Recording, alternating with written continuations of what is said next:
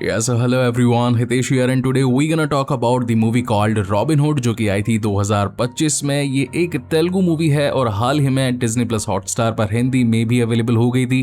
तो मैंने सोचा क्यों ना इस बेहतरीन मूवी का एक बेहतरीन एक्सप्लेनेशन तो होना चाहिए। So now without wasting any time चलिए डायरेक्टली आते हैं इस कहानी की मेन स्टोरी लाइन की तरफ, जिसकी शुरुआत रुद्रकोंडा गाँव से होती है, जहाँ पर कुछ गुंडे आकर के वहाँ की उपजाऊ जमीन पर उगी हुई मैरुआना को टेस्ट करते हैं। मैरुआना यानी कि गांजा। अब काइंड ऑफ इसे जैसे ही भवानी टेस्ट करता है तो उसके दिमाग की बत्ती खुल जाती है, क्योंकि इससे पहले इससे बेहतर और हाई लेवल का माल उसने कभी नहीं फूंका था। और अब से भवानी ये चाहता था कि इस जमीन ही नहीं बल्कि पूरे के पूरे गांव पर उसका कब्जा हो जाए, उसके लोग पूरी तरह से वहां पर फैल जाएं और आज से बस उसी का ही इस जगह पर राज हो। जिसके बाद में हम एक ऑर्फनेज के ओनर मिस्टर मूर्ति को देख पाते हैं, जो कि बाकी लोगों से मदद मांग करके अपने बच्चों का पालन पोषण किया करते थे, मगर हर कोई सिर्फ मदद के नाम पर दिखावा करके चले जाया करता था। कोई बड़े से खाने का बर्तन दिखा करके बस एक छोटे से बाउल में राइस दे जाता, तो कोई पढ़ाई के नाम पर 10 लाख का डोनेशन बोल करके उन्हें अपने ऑफिस में बुला करके यूं ही भगा देता। ऐसा करते हुए दिन निकल जाते हैं। मूर्ति अंकल को टेंशन होने लगती है कि आखिर इन बच्चों का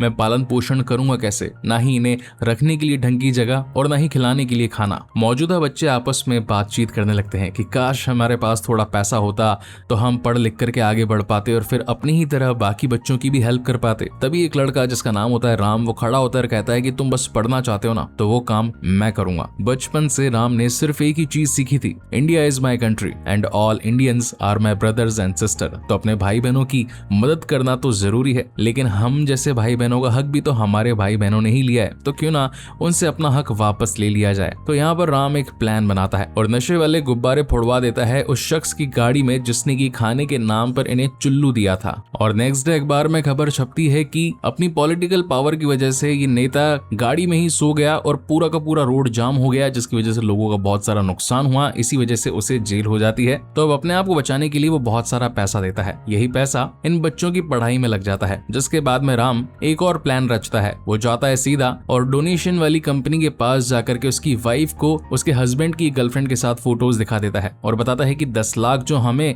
मिलने वाले थे वो तो सर ने इन आंटी पर खर्च कर दिए। तो ऐसा करके उसके पास में वो 10 लाख रुपए भी आ जाते हैं। और अब ऐसा करते करते दिन निकलने लगते हैं और राम अब रॉबिन हुड बन चुका होता है। यहाँ पर सीन करंट सिनारियो में शिफ्ट होता है, जहाँ पर होम मिनिस्टर जी काफी ज्यादा विचलित हो रहे थे कि आखिर ये साला रॉबिन हुड किसी के पकड़ में क्यों नहीं आता। मैं इतना बड़ा होम मिनिस्टर हूँ, फिर भी आज तक उसे जेल की सलाखों के पीछे नहीं कर पाया। बाहर जो लोग बैठे हैं ना, वो मुझसे सिंपैथी दिखाने के लिए नहीं बल्कि मुझसे लड़ने के लिए आए हैं कि कहीं अगली बारी उनकी ना हो, कहीं सारा पैसा उनका ना चोरी हो जाए। जिस पर कमिश्नर बताता है कि आपकी मदद एक शख्स कर सकता है, उसका नाम है विक्टर।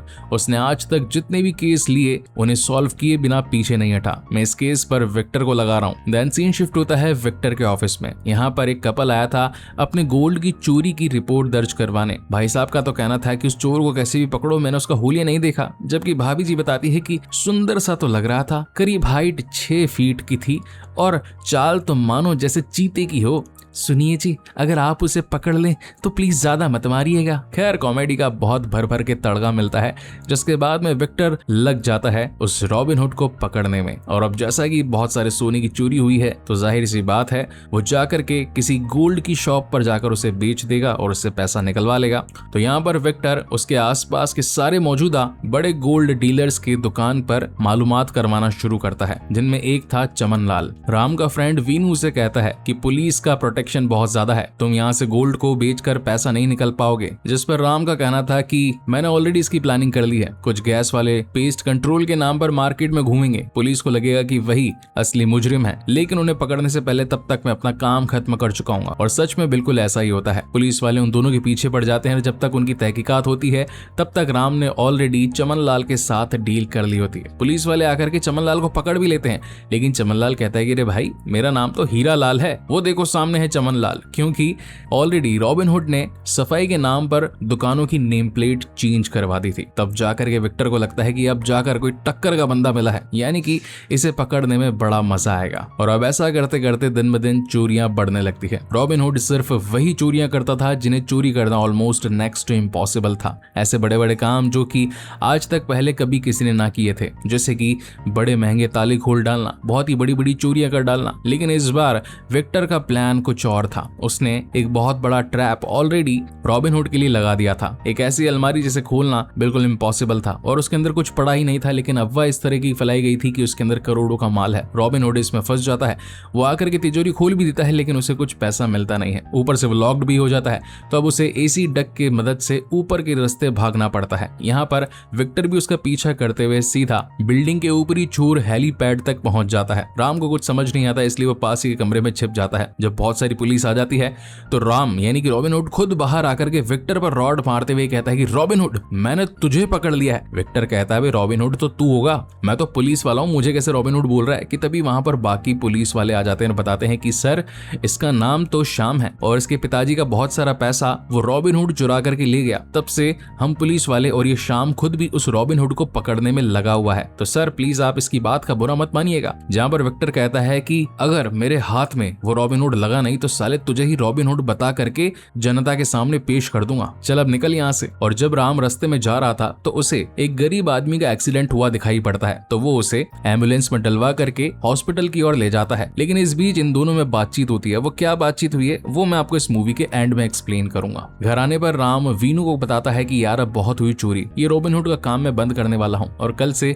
एक जॉब पर लगने वाला हूँ। वीनू कहता है कि आखिर तू ऐसी बातें क्यों कर रहा है। जहाँ पर राम का बताना था कि आज मैं मरते मरते बचा, वो तो किसी और के फेस की एडिटिंग की वजह से आज मेरी जान बच गई, लेकिन अगर कल को मैं पकड़ा जाता तो मेरी अकाउंट डिटेल्स यहाँ के मूर्ति अंकल के बैंक अकाउंट से लिंक्ड थी, तो वो भी पकड़े जाते, और अगर वो पकड़े जाते तो फिर इन बच्चों को क्या होता, समाज को क्या नैरेटिव मिलता कि यहाँ पर ऑर्फनेज के नाम पर चोरों को सिखाई जाने वाली चोरी की क्लासेस लगाई जा रही है। इसलिए ये काम आज से मैं छोड़ दूंगा। जिसके बाद सीन शिफ्ट होता है ऑस्ट्रेलिया की एक बहुत बड़ी IG फार्मास्यूटिकल कंपनी पर, जिनकी आज हर न्यूज चैनल कवर ले रहा था, क्योंकि इन्होंने अपनी मैरिजुआना पत्तियों से कुछ ऐसा तरीका खोज निकाला था जो कि कैंसर को भी डिस्ट्रॉय कर सकता है। तो उनके सेक्रेटरी सुब्बा राव, जो कि बचपन से उनके दोस्त भी थे, वो उन्हें कांग्रेचुलेट करने के लिए आते हैं, जहां पर उस सेक्रेटरी का सेक्रेटरी भी यानी कि ज्योति भी अवेलेबल होता है। सुब्बा राव कहता है कि मेरे दोस्त अभिनव वासुदेव, तू तो आज बहुत ज्यादा खुश होगा क्योंकि तेरी कंपनी को इतना बड़ा टेंडर जो मिला है कि अब तू बड़ी मात्रा में उस मैरिजुआना को उगा पाएगा, और फिर ये इतनी बड़ी खोज इंडिया ही नहीं बल्कि पूरी दुनिया देश के काम में आएगी। जिस पर वासुदेव का कहना था कि नहीं यार, मैं खुश नहीं हूं, मैं उदास हूं अपनी बेटी के डिसीजन की वजह से। उसे इंडिया जाना है, मैं उसके डिसीजन पर कोई सवाल नहीं उठा सकता। एक बार की बात है, हम एक बहुत बड़ी कॉन्फ्रेंस में बैठे थे, लेकिन इंटरव्यूअर ने मेरा नाम ले लिया, उसका नाम नहीं लिया, तो उसे बहुत ज्यादा धक्का लगा। बचपन में वो एक एग्जाम को क्रैक करके स्कूल में एडमिशन पाना चाहती थी, तो प्रिंसिपल ने कहा कि तुम तो वासुदेव की बेटी हो, तो क्या ही दिक्कत, तुम्हें तो यूं ही मिल जाएगा। उसके बाद में उसने हमारी कंपनी के लिए एक सॉफ्टवेयर भी बनाया, मगर फिर भी टीममेट उसके साथ काम नहीं करते थे क्योंकि वो उसे अपना कंपेटिटर समझ रहे थे। तो इस वजह से उसे लगता है कि उसके किए गए काम की उसे कोई तवज्जो नहीं दे रहा, तो वो खुद का नाम बनाने के लिए खुद का कुछ काम करना चाहती है, इसीलिए इंडिया जा रही है और मैं उसे रोक भी नहीं सकता। ज्योति पूछता है सुब्बा राव से कि सर आखिर ये बच्ची इतनी टैलेंटेड है तो आगे क्यों नहीं बढ़ी। जहां पर सुब्बा राव सारी सच्चाई बताता है कि एग्जाम में उसने सब कुछ उल्टा पुल्टा लिखा था और जो एग्जामिनर था उसका पेपर पढ़ के उसे मिर्गी का दौरा पड़ गया, इसीलिए प्रिंसिपल से बोल करके अभिनव ने अपनी बेटी का एडमिशन यूं ही करवा दिया। और इस कंपनी का जो एप्लीकेशन उसने बनाया था उसने पूरी कंपनी को डाउनग्रेड कर दिया था, इसलिए दूसरी कंपनीज ने आकर के उनके फायदे होते हुए अपने मार्केट शेयर को अप जाते हुए उन्हें बहुत सारी बधाइयां दी थी। कुल मिलाकर के बात ऐसी है कि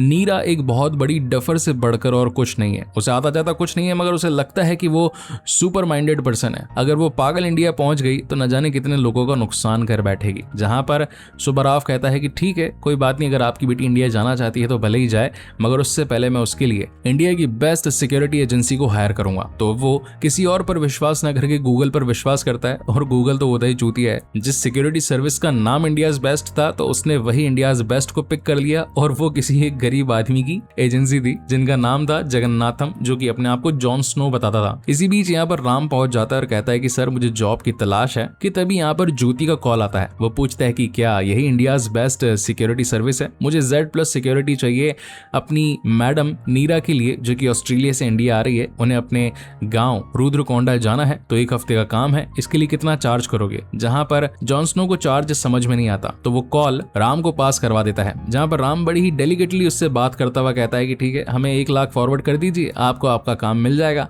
तो यहाँ पर 1 लाख रुपए की नहीं बल्कि $1 लाख की बात हो रही थी। इतना अमाउंट देख करके तो जगन्नाथम का मत्थातम घूम जाता है कि जिस आदमी को आज तक 4 से 5 हजार रुपए के ऊपर का काम नहीं मिला और अचानक से 75 लाख रुपए, मतलब अभी तो 95 का भाव चल चल रहा है, तो यानी कि 95 लाख रुपए अकाउंट में आ जाना ये तो किसी सपने से कम नहीं था। हालांकि ये प्लानिंग भी पूरी इस रॉबिन हुड की ही थी, और क्यों थी वो मैं आपको इस मूवी के एंड में बताऊंगा। देन समय आगे निकलता है, वो वक्त आ जाता है जहां पर ऑस्ट्रेलिया से नीरा पहुंच जाती है इंडिया, और उनकी सिक्योरिटी के लिए यहाँ पर जॉन स्नो और रॉबिन हुड दोनों पहुंच जाते हैं। अब यहाँ पर ढेर सारी कॉमेडी आती है, लेकिन अपन सीधा स्टोरी की मेन पॉइंटिंग पर फोकस करेंगे। नीरा को इंडिया बुलाने के पीछे भवानी और उसके लोगों का ही हाथ था, ताकि वो नीरा के बदले उसके बाप से एक मेडिकल सर्टिफिकेट ले पाए, जो कि गांजा उगाने की बहुत ही बड़ी क्वांटिटी को भी एक कंट्री से दूसरी कंट्री तक का ट्रांसफॉर्मेशन दे पाए। क्योंकि गांजा नॉर्मली इलीगल होता है, 1-2 किलो भी उगा पाना वो भी गवर्नमेंट के लिए चलो चलता है, लेकिन 100-150 किलो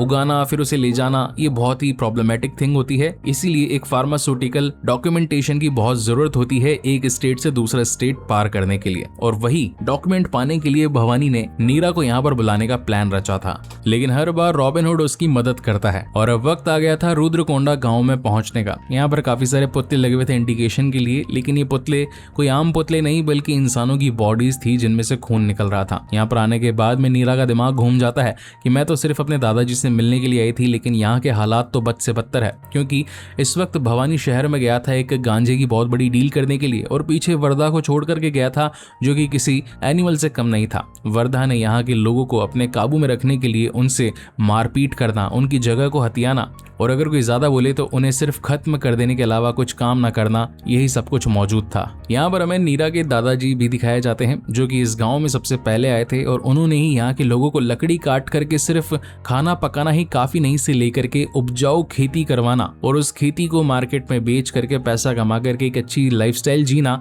ये सब कुछ दादाजी ने ही सिखाया था। लेकिन उस जमीन पर भवानी के लोगों ने कब्जा कर लिया, और अब वो यहाँ से जाना भी नहीं चाहते, पूरे गांव को भी हथिया लिया है, और ऊपर से लोगों को परेशान भी करते रहते हैं। तो इस चीज का सोल्यूशन निकालने के लिए रॉबिन हुड ने सबसे पहले जाकर के वर्धा को उसकी औकात याद दिलाई। लोगों को ये लगता था कि वर्धा को कोई छू नहीं सकता, मगर अकेले रॉबिन हुड ने वर्धा के बाकी लोगों को पीटा, और उसके बाद में वर्धा को भी पीटा, और फिर उसके साथ में एक डील कर ली कि अगर तू ये नहीं चाहता कि भवानी तक ये बात पहुंचे कि मैंने अकेले ने तुझे मारा और तेरी पूरी की पूरी टीम को कुत्ते की तरह धोया, तो फिर सीधा 5 करोड़ मेरे अकाउंट में ट्रांसफर कर दे। वर्धा भी इस बात को जानता था कि भवानी अगर आ गया तो किसी को भी जिंदा नहीं छोड़ेगा, इसलिए वो रॉबिन हुड के साथ में 5 करोड़ की डील करने के लिए तैयार हो जाता है। रॉबिन का कहना था कि अभी कुछ दिन मैडम यहीं पर रहेगी, तो इनके लिए एक जबरदस्त रहने की जगह हमें प्रोवाइड करवा दे, और जब भवानी आ जाएगा तब हम यहाँ से चले जाएंगे। मीनवाइल हम भवानी को देख पाते हैं जो कि अंडरवर्ल्ड मार्केट के अंदर डेविड के साथ में अपने बहुत बड़े गांजे के स्टॉक के साथ में डील करने के लिए पहुंचा था। अब यहाँ पर और भी लोग मौजूद थे, कोई पंजाब से आया था, कोई मराठ से,